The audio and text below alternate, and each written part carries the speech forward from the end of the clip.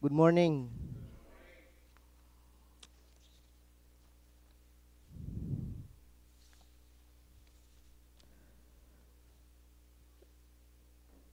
This gospel this morning in Luke chapter 17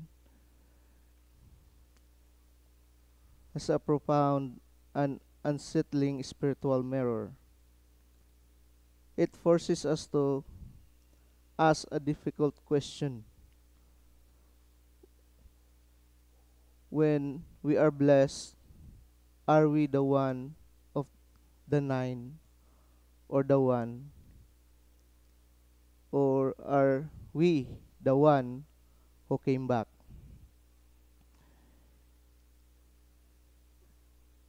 The scene opens with 10 lepers. In that time, leprosy wasn't just a physical illness. It was a social and spiritual death sentence. They were unclean, forced to live outside the community,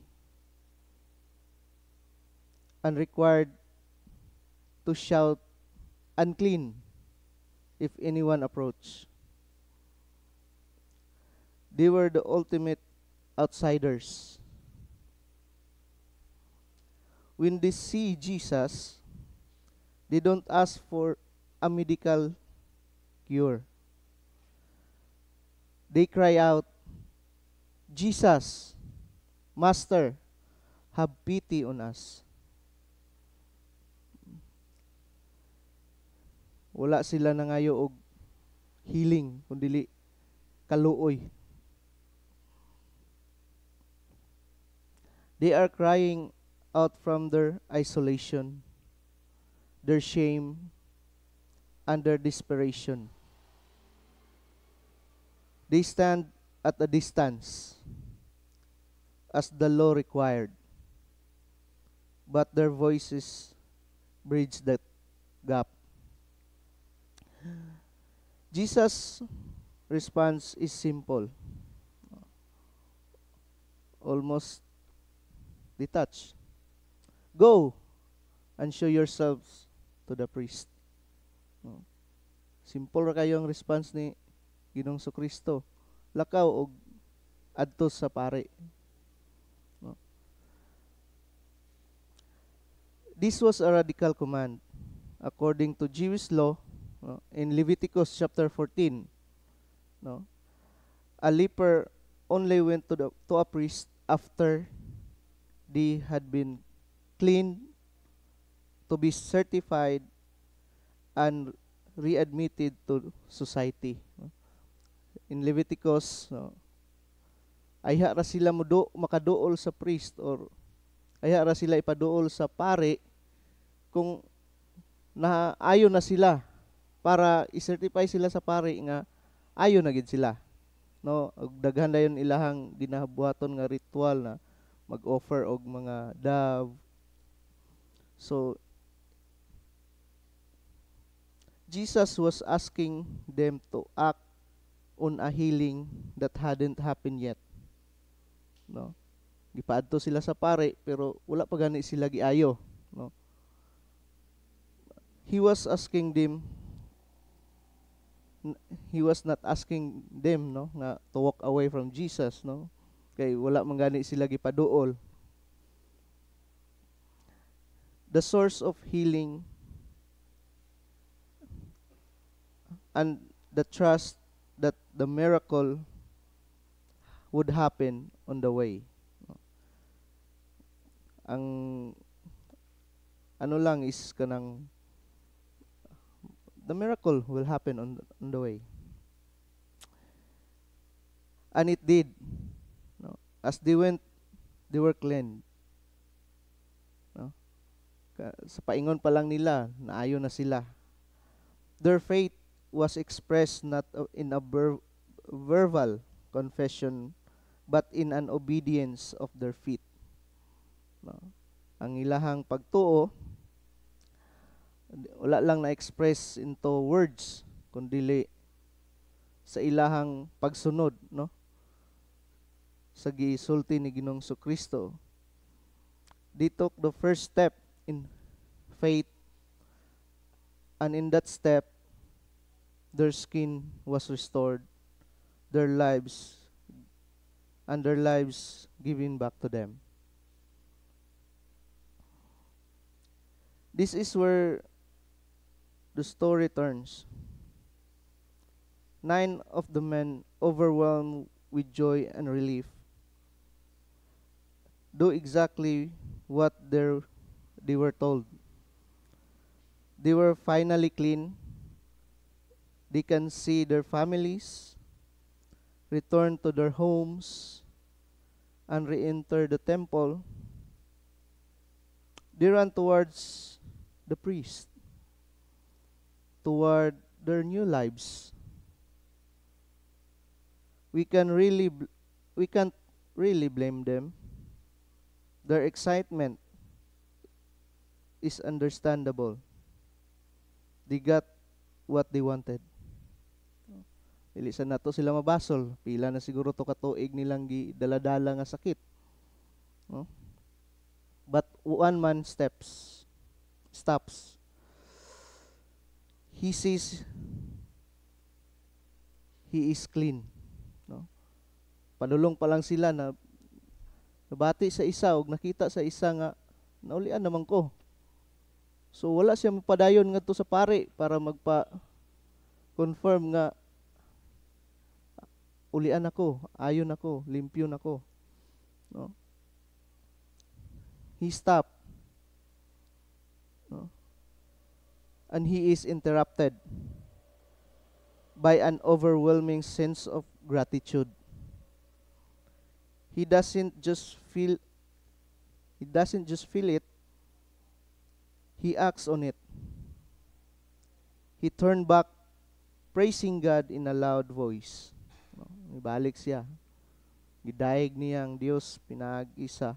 Makusog nga tingog. The priest could wait, no? Ang maong pare nga ilang adtuan makahulat. His family could wait. His new life could wait. The first thing he had to do was return to the source of his healing. He threw himself at Jesus' feet and thanked him. Wala siya laing gibuhat una kundi ibalik sa maong source sa kaayuhan ug nangayo ug nagpasalamat. Look add a critical detail, no? And he was a Samaritan. No? He was a double outcast. Ang Samaritan nitong unang panahon, no? They were outcast. Plus napa siya sakit nga leprosy, samot siya ka outcast, na double outcast. A leper and a Samaritan, despised by the Jewish he was traveling with. Perhaps because he was the least likely to receive mercy, he was the most aware of its magnitude. No? Yeah. Siguro tungod kay siya ang pinakaubos niya atong napulo, no? Siya ang nakabati sa kabugaton nga gihatag sa iya sa Dios. No? The other nine perhaps felt some sense of entitlement as God's chosen people. No, katong 9 kay mga Jewish man to. So nabati siguro nila nga mga anak gid ita sa Ginoo. No? So mutong maayo gid ita kay anak man ta sa Dios. Siya nga Samarianhon, no? Mas nabati niya ang grabe nga kaluoy sa Dios sa iyaha. Tungod kay dili siya Jewish, no? Siya ang pinakaubos datong napulo. The Samaritan knew he had no claim on this Jewish healer's power. His healing wasn't just restoration. It was pure, unmerited grace.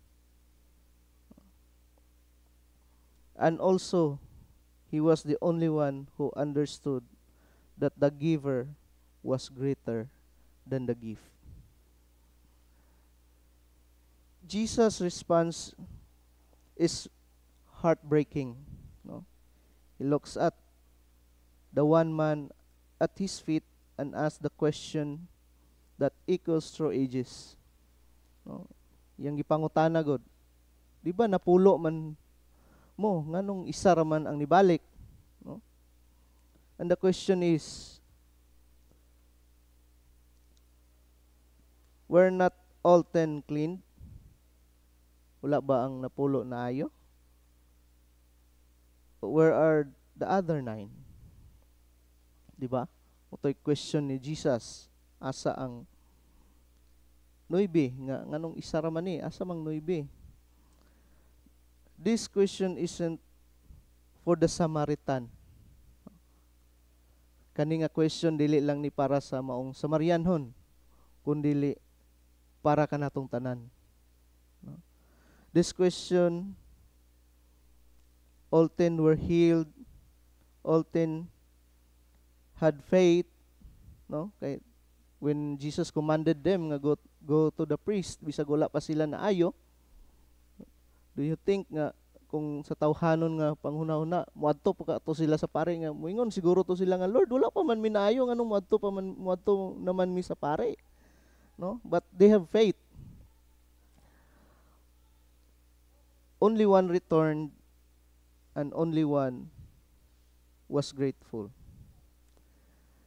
Jesus didn't say something different to this one man. Naigisulti si Jesus na ini nga maong tao. He said, "Rise and go. Your faith has made you well." The other 9 were cleansed. They received a physical cure. But this man, the one who returned, was made well. In Greek word, zuzo, can also mean save. You are saved. He received a deeper spiritual wholeness. His gratitude completed the circle of healing, moving it from a mere transaction to a personal, restore relationship with God. This passage challenges us deeply. How often we pray desperately for something, a job, a healing, a relationship, a breakthrough in our lives. And then, when the prayer is answered, how often we do like the 9. No? Sagara gyud, no? Just run off and enjoy the gift, forgetting to turn back and thank the giver. No? Mas tungod kay na overwhelm siguro, nalimtan na to, no? Nga pasalamatan ang maong naghatag niini, no? Nga mas labaw pa ang naghatag sa maong gihatag. It's easy to get focused on the next step.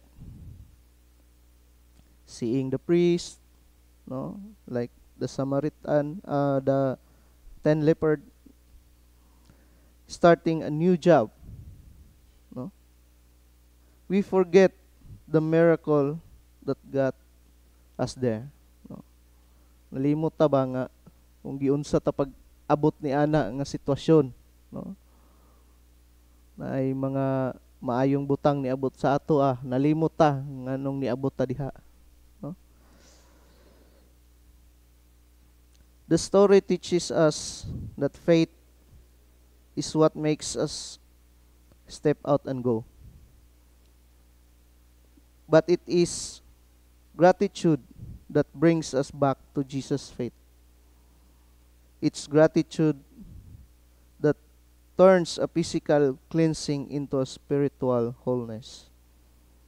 It's it reminds us that the goal of our faith isn't just to receive blessings from God, but to be in a relationship with God.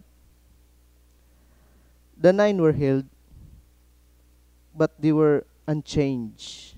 No. The one was healed and he was transformed. And we want, no, gusto sad ta, no, nga mahimo pud ta nga kaning usa ka Samarianhon nga mahimong mapasalamaton nga kasing-kasing, no. Mao kini ang pinakaimportante pod sa pagkinabuhing Kristohanon, no, nga mahimo tang kanunay nga mapasalamaton sa atong kinabuhi, sa matag adlaw sa atong kinabuhi, whether bad things or good things, we can thank God. And once again, good morning.